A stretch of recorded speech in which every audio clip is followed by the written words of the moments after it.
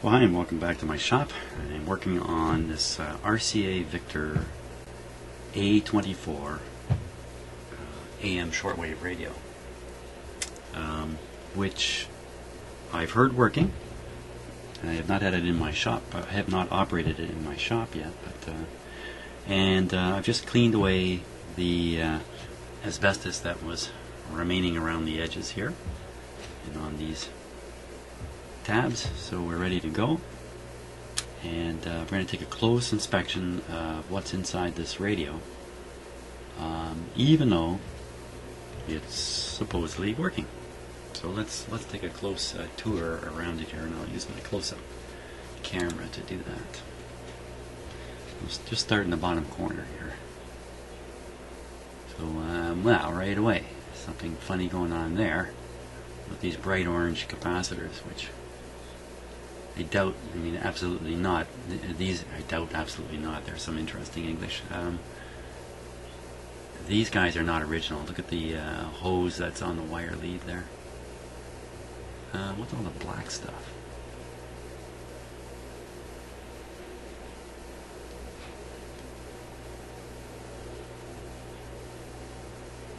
Kind of gooey, aren't they? I wonder what they're doing here. Anyway, those appear to be replaced. That's probably original, that capacitor there. There's the wires coming out of the power supply. They're pretty stiff. Let's check them out. Now there is some flexibility in them. Yeah. Not that I want to bend these very much, but sometimes the wires coming out here are... The insulation has just gone rock solid. If you bend them the slightest, the insulation will shatter. And you wouldn't want to shatter the insulation up close to this hole here. You don't want to do any damage to the power transformer. You don't want to take any risks with it. So, here's the new cord. Here it is. On there. Okay. I'm just looking for anything unusual and get a little familiar with the radio. So it's got a lot of these black molded capacitors, which sometimes present problems. And it's got quite a number of these old Philco style capacitors. Notice that they, well, maybe these ones do. Some of these don't have the value written on them, you just have a serial number. This one looks like it probably has the value on it, so there's quite a few of those in here. There's another one there. So there's no reason to think offhand they're bad. If you had to lay odds in this radio, why give them easily a 50-50 chance that they're still just fine. That looks a little odd too. That does not look vintage to me. That brown capacitor there. So some work's been going on in here. There's a big high wattage resistor there. Could be a component of the power supply, or it could be the I don't know what it is. No reason to guess. Okay. Ooh, that's that's new. So that's probably why this radio works. Somebody's been in here and they changed out a number of these capacitors. I'm not sure why they picked the ones they picked. They didn't do a wholesale replacement of all of them. There's one tucked up in the switch. Oops.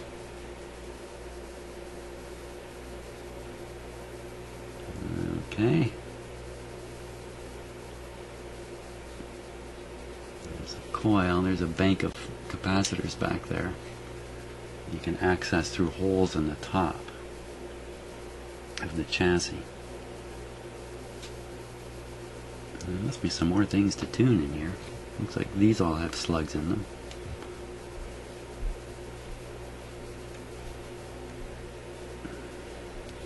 I guess you get at those from the top. That looks like that's probably the filter capacitor. Yep. That's the filter capacitor right there.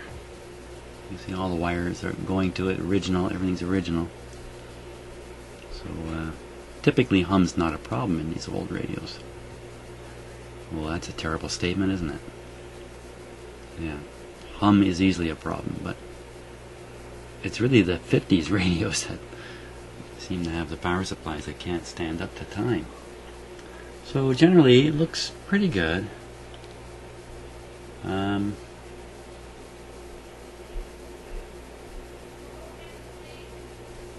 Yeah. I'm not inclined to attempt any kind of changing of any parts in this radio. Not until I have some evidence that it requires it. And I suspect I won't get any such evidence. So let's flip it back up here. Now we got to put a couple of light bulbs in there. I think I'm going to stick a couple 47s in there.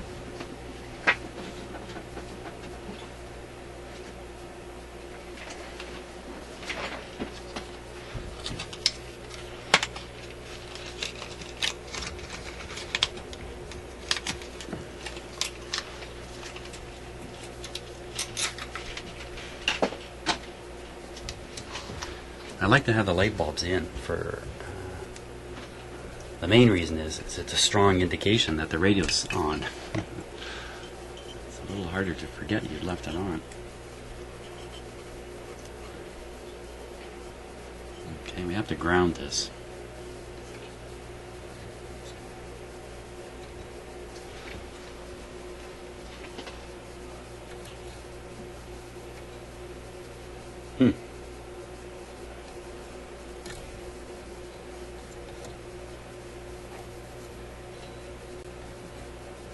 I guess this normally goes on some other component of the radio. It doesn't fit on here easily, believe it or not.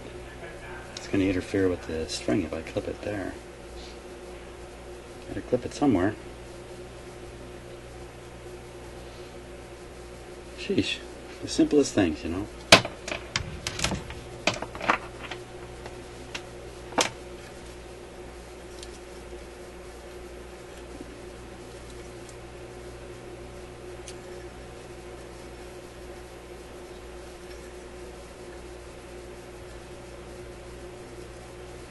Doesn't want to do that.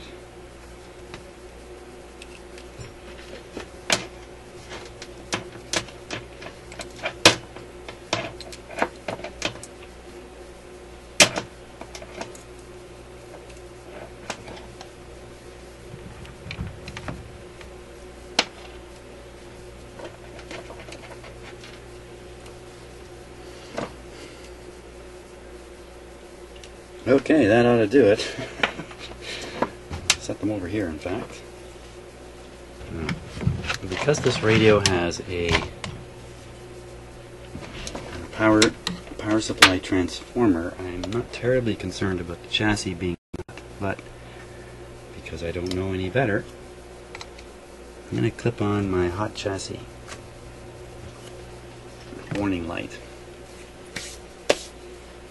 just in case.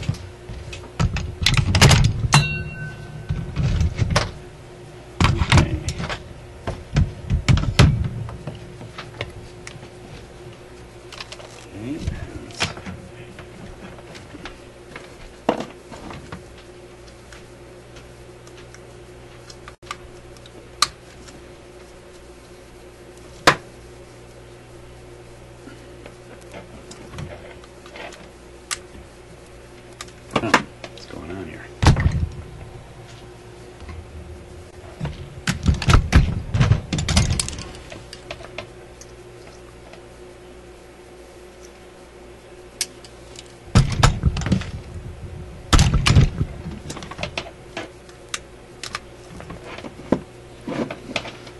Okay. Okay. A little safety check here.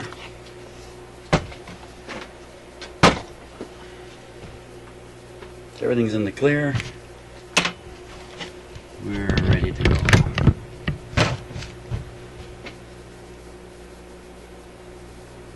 So, volume first. Okay, switch is off.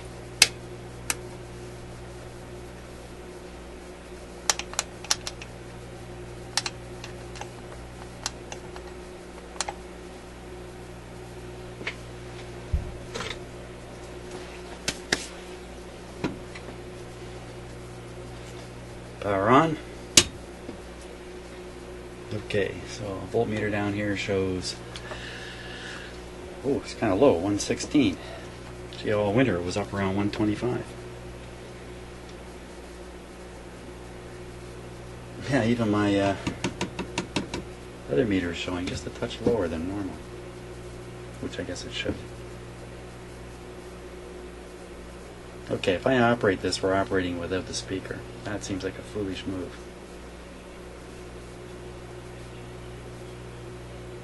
Yeah, I think we gotta hold our horses. Hold the horses. I'll go fetch this. Okay, so I've got a speaker from a nearly identical radio, an A24. It's a bit of a bigger speaker, but takes the same plug and all. Pretty sure we can just pop that in like that. Now these speaker wires are very stiff. They're not very forgiving here, so I don't want to overflex them. That's good though. Okay.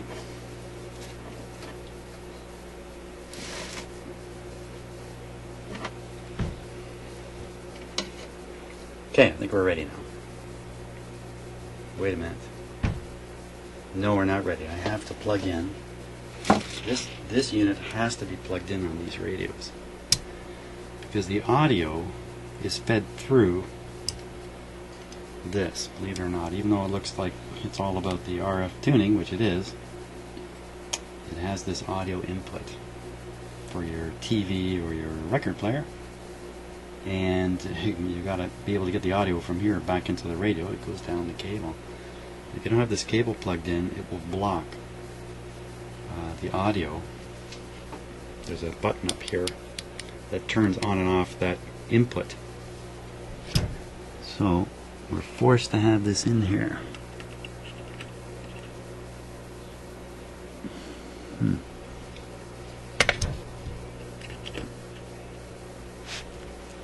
Okay, I wonder if I've forgotten anything else. Hey, there's no magic eye on this radio.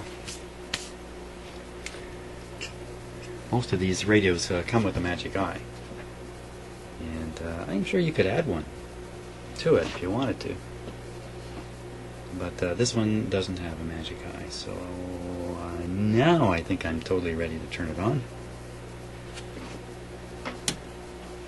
Power on.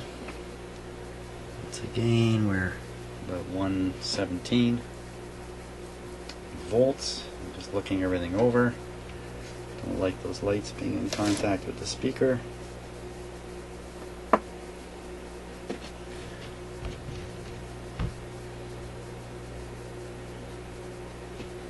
And we're on restriction, one bulb. Here we go. And the lights have come on, and the restriction bulb is lit up. And like I say, I've heard this radio work, so I'm really almost being overcautious here. I notice the hot chassis light did not come on, whether the switch was on or off. This is a different kind of radio anyway. So, oh, that's kind of interesting.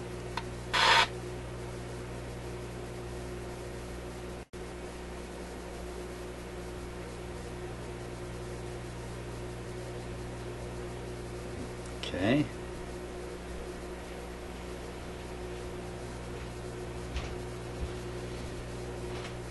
Turn up the volume, see what we get here.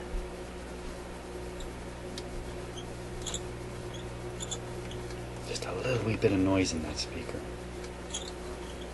Okay, so we're going to give it full voltage because the voltage is a little low. It's well under 100.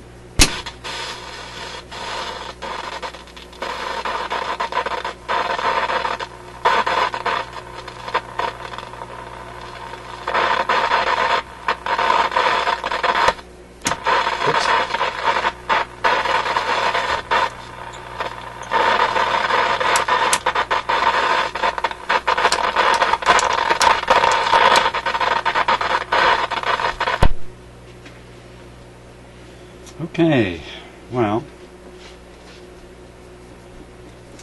that's not what I was expecting. So, let's see, my shortcut of using the speaker from the other radio may not have been the best move. I'd give it like a 1% chance that this speaker can cause a problem by being plugged into this radio, because it's not the actual original speaker. But I give it only a 1% chance that's causing this. Loose tube, maybe. Something not plugged in well. This thing here, I don't know, I didn't like that sound very much. Take your hand off there.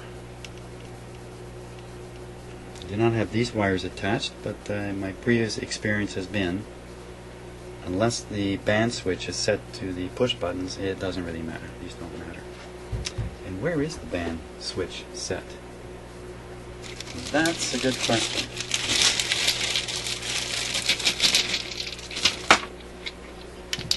Let's put some knobs on here.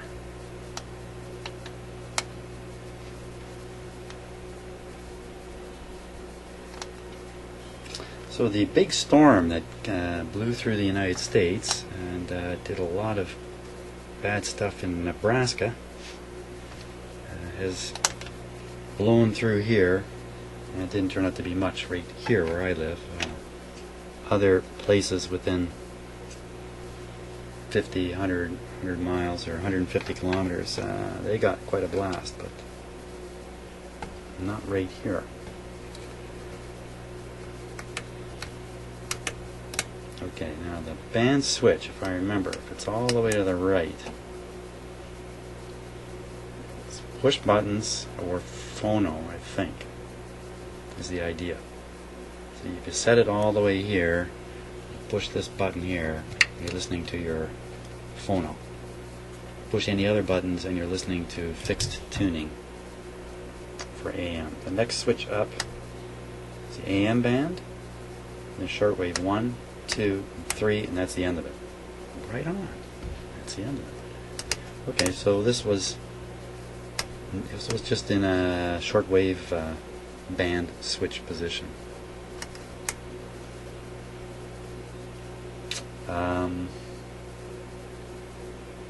Gee, I just can't imagine this is the problem here. So let's try it again. What can I say?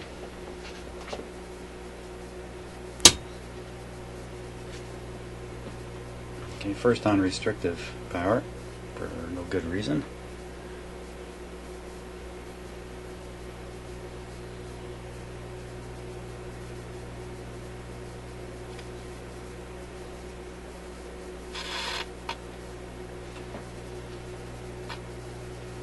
Let's put her up on full power here.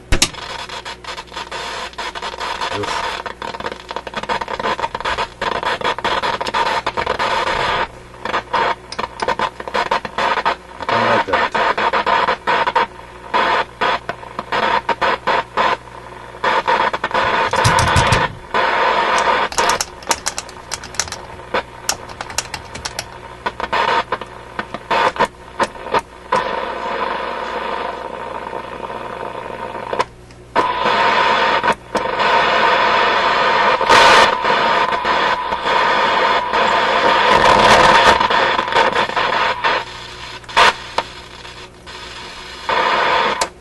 Volume control seems to be bonkers here.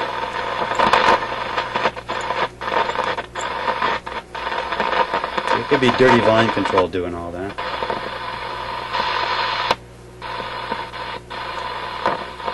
Yeah.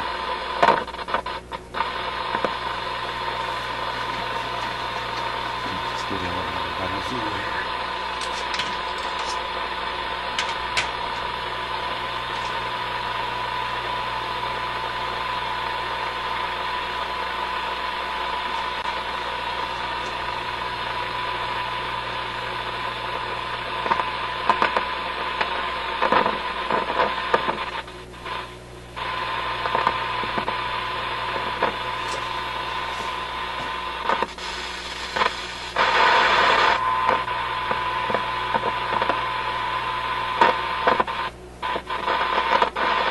doubt about that.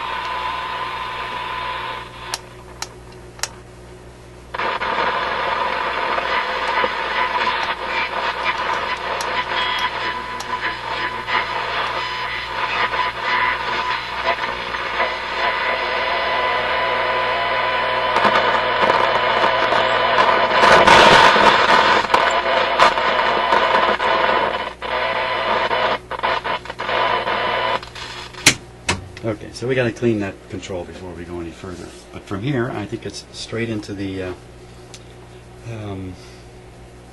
alignment process. We'll have to rely on the chart that's on the back of the wheel here, because when the radios come out, and this is a big problem really. Well, there's no pointer on the string anymore. The pointer stayed behind with the scale, so I don't even know where the pointer is supposed to go on the string. Probably here where there's a little bit of some marks. That's probably where it should go. But that in itself is a bit of a problem. You know, I'm going to end up aligning onto this, back of this wheel, the numbers on the back of the wheel. Then I'll put the radio in, and then I'll slide the pointer as one final adjustment on the string. So I guess that's the approach I'll take.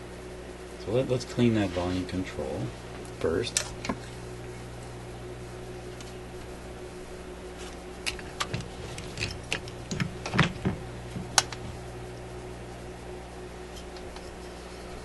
Let me unplug it. It's nice to be a little extra safe. There. Oh, I got that speaker plugged in there. Don't want to flex those wires too much, so okay, pull this out. I think I can lay this radio on its back, especially if I pull this other plug out.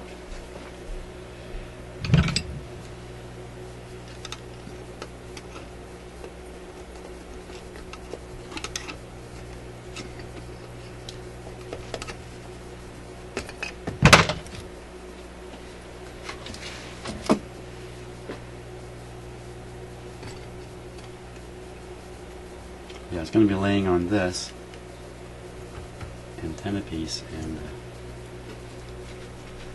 transformer. Should be okay. That's not a good way to clean this control though.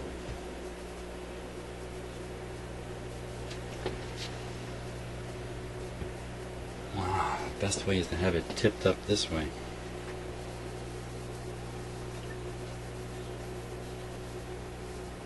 I don't want to squeeze this speaker cable. Let's see what I can do here.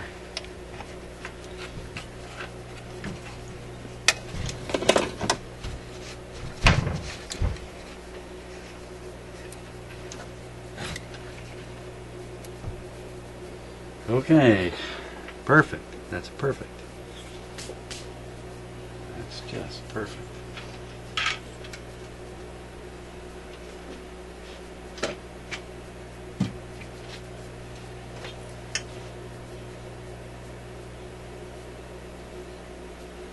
Okay, now the object of the game is to get some cleaner down in there.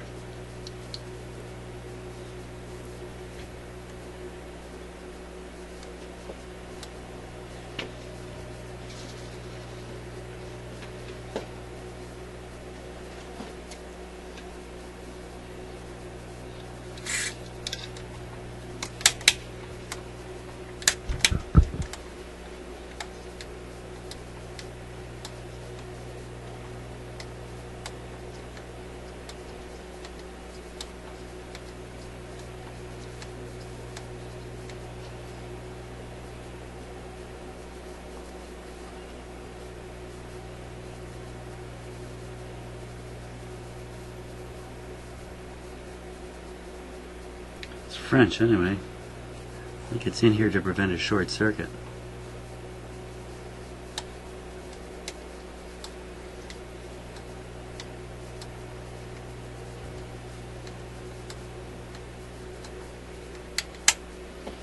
Okay, let's see how we did.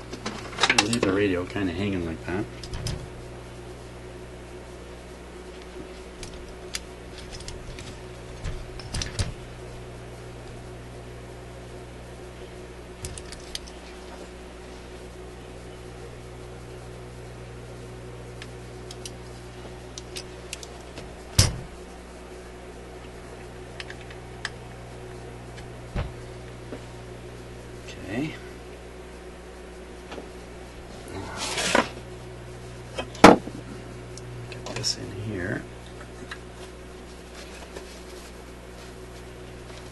we go. You can see this speaker's protected with some cardboard. Okay. The lights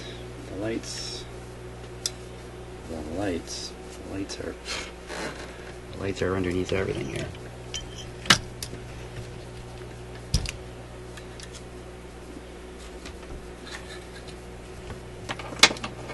Really keeping an eye out for the string on this radio because it's running right high here, right where it'd be so easy to catch it with something.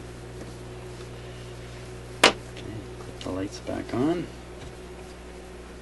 Now we're hoping this time the sound is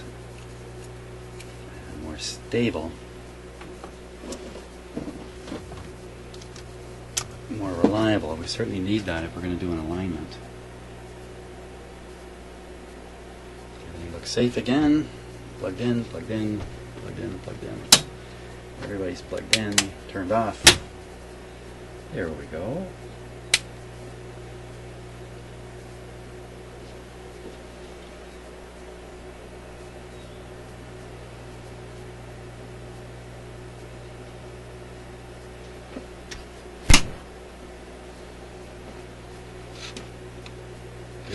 Phooey. What's going on there?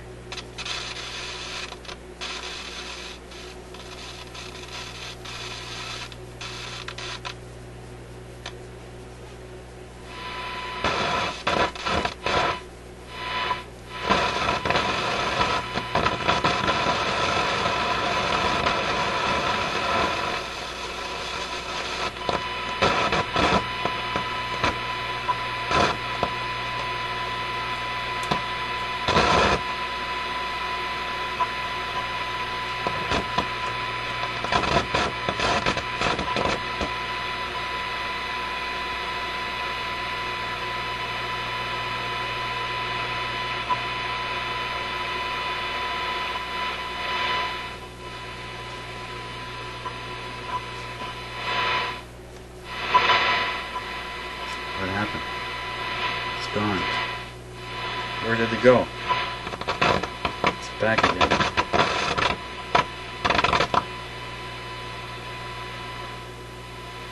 Don't particularly like this.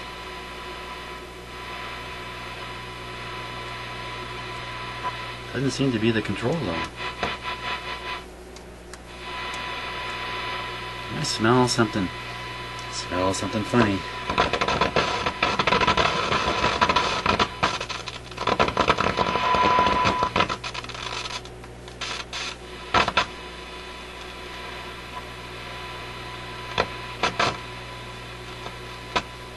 It smells like ozone.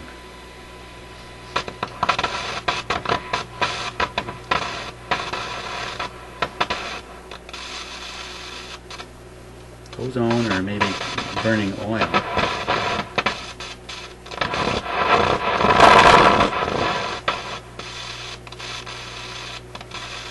We could have a bad capacitor leaking DC through the control. Do a quick check here.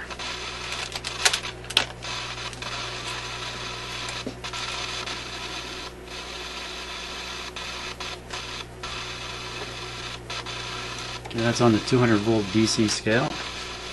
Let's see, here's the capacitor rate. Ugh.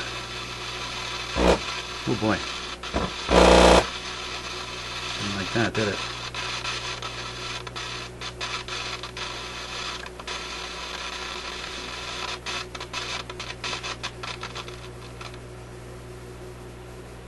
What happened?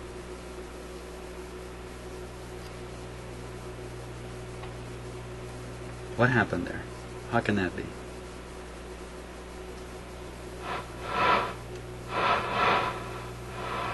The miracle of the voltmeter. Jim repairs a radio just by taking a voltmeter. Wow, it's amazing. Man, that makes that pretty suspicious. Can somebody answer that question for me? You know, here's the thing. Let's say there's something wrong with the radio and it's going to resolve itself. But you don't know that. 2.5 minutes from now it's going to resolve itself. You just stand here for 2.5 minutes and the problem goes away. But if during those 2.5 minutes you start poking around, rapping things, maybe singing certain songs, when it goes away, you're going to think, I got it. It was that song I needed to sing all along. So I don't want to be fooled by that. So the basic answer is I have no clue what was going on and why it's not now. Okay, but it's not. So I still have that ozone-y smell. I wonder if I can hear something. Stick my ear right in there. You'll hear something. Do that. How's the back of my head look? Hope you're enjoying it. Okay. I don't really hear anything.